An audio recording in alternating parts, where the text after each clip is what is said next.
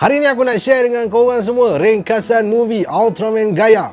Once again, Gaia. Aku sebenarnya tengah tak sihat ni, tapi rasa macam tak sedap hati kalau tak buat video. Jadi walaupun tak sihat, aku tetap teruskan buat video ni weh. So minta maaf banyak-banyak lah kalau tiba-tiba suara aku tiba-tiba jadi lain ke, ataupun terkecil, terbesar ke kan.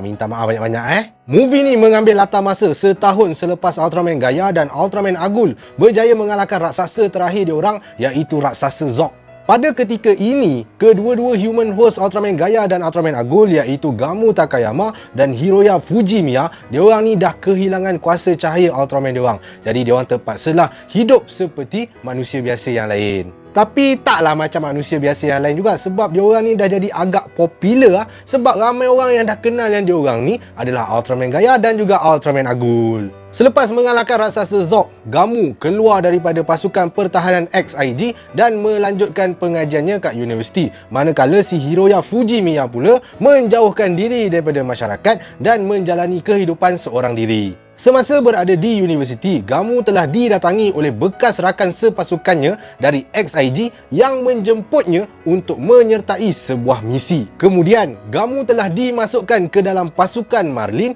yang akan menjalankan ekspedisi menuju ke dasar laut kerana pasukan Guard telah menerima isyarat memohon bantuan dari sana. Sementara itu, Hiroya Fujimiya sedang diburu oleh pasukan Guard kerana dia ni disyaki menjadi orang yang telah menyeru kehadiran raksasa bernama Zoneru ke permukaan bumi. Tapi hakikatnya, Hiroya bukan seru raksasa tu supaya keluar, tapi dia cuba untuk mengawal raksasa tu supaya masuk balik ke tempat persembunyiannya. Tapi Zoneru tu sebenarnya muncul sebab dia nak bagi amaran tentang raksasa hebat yang akan muncul suatu masa nanti. Disebabkan Hiroya gagal untuk mengawal raksasa tu dan nampak Zoneru tu macam nak menyerang bumi, jadi pihak berkuasa pun terpaksa melepaskan tembakan dan akhirnya memusnahkan Zoneru. Serangan tersebut juga telah menyebabkan Hiroya cedera. Semasa duduk seorang diri, Hiroya telah didatangi oleh seorang gadis misteri yang menggelarkan dirinya sebagai Melissa. Tapi Melissa ni sebenarnya bukanlah manusia. Dia ni sebenarnya adalah makhluk misteri dari kaum Rina yang berasal dari dasar laut yang mahu bertemu dengan Hiroya sebab dia nak minta bantuan Hiroya. Ini kerana bandar kaum Rina yang terletak di dasar laut telah diceroboh dan diserang oleh bekas pengikut raksasa Zord, iaitu raksasa Gakuzom dan konco-konconya yang bernama Byakuhe. Melissa telah menyembuhkan Hiroya dan kemudiannya bila Byakuhe muncul kat permukaan bumi, Melissa telah memberikan sedikit tenaganya kepada Aguleto milik Hiroya untuk mengembalikan kuasa cahaya Agul. Bila Aguleto dah boleh berfungsi semula, Hiroya pun segera bertukar menjadi Ultraman Agul dan berlawan dengan Byakuhe. Tapi sebelum aku sambung cerita aku ni, aku nak tanya kat korang semua, korang teringin tak nak pakai cincin yang lain daripada orang lain, yang warna batu biru dia nampak mewah dan eksklusif? Apa kata korang tempah cincin batu biru Tanzanite Silver 925 daripada Arden Jewellery? Diorang ni tengah buat promosi set cincin couple sekarang. Ada diskaun RM30 weh. So kalau korang nak, kalau korang tengok video aku ni dekat Facebook, aku ada letak link kat ruangan komen. Kalau korang tengok kat YouTube, aku ada letak link kat ruangan description. Dan kalau korang tengok video ni kat TikTok, aku ada letak link kat ruangan bio. So tunggu apa lagi? Kliklah link tu sekarang. Alright, kita sambung balik dengan cerita kita. Di dasar laut, Gamu dan pasukan Marlin telah menemui dari manakah isyarat kecemasan tu dihantar. Isyarat bantuan kecemasan tu telah dihantar dari sebuah bandar yang terletak di dasar laut yang sangat dalam. Rupa-rupanya, isyarat bantuan kecemasan tu dihantar oleh makhluk-makhluk dari kaum Rina. Makhluk-makhluk ni kelihatan seperti kuda laut dan diorang ni bercahaya. Makhluk-makhluk dari kaum Rina ni cuba untuk berkomunikasi dengan Gamu dan juga ahli pasukan Marlin yang lain, tapi tak ada seorang pun yang faham. Sehinggalah tiba-tiba Gamu dan pasukan Marlin ternampak Gakuzom kat dasar laut tu dan diorang ni cubalah untuk menyerang, tapi serangan tu tak lut langsung dekat Gakuzom.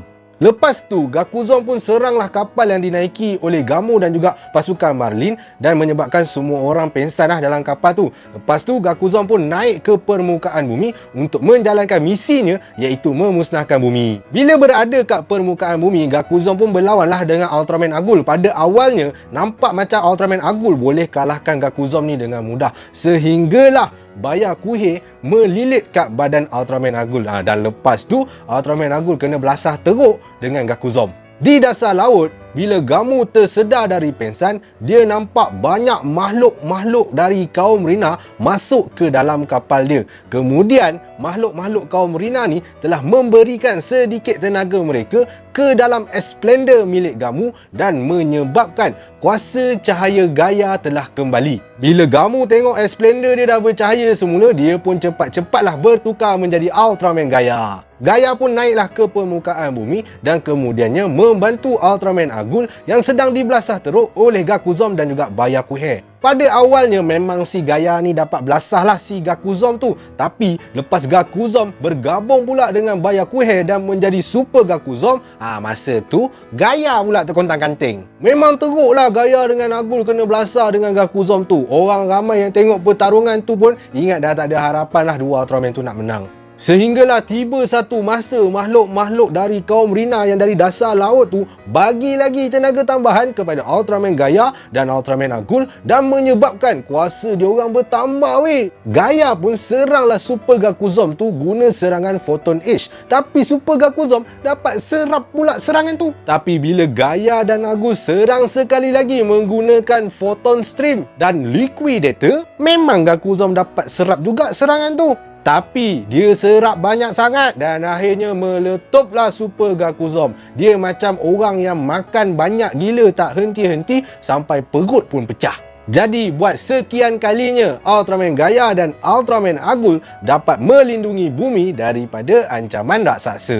Dalam movie ni kalau kita tengok dia sebenarnya cuba nak menyampaikan bahawa kat dunia ni, kat bumi ni bukan manusia saja yang hidup, tapi ada makhluk-makhluk yang lain pun hidup juga. Bahkan ada makhluk-makhluk misteri yang kita tak pernah jumpa, yang kita tak tahu kewujudannya, tapi dia sebenarnya ada bersama-sama kita.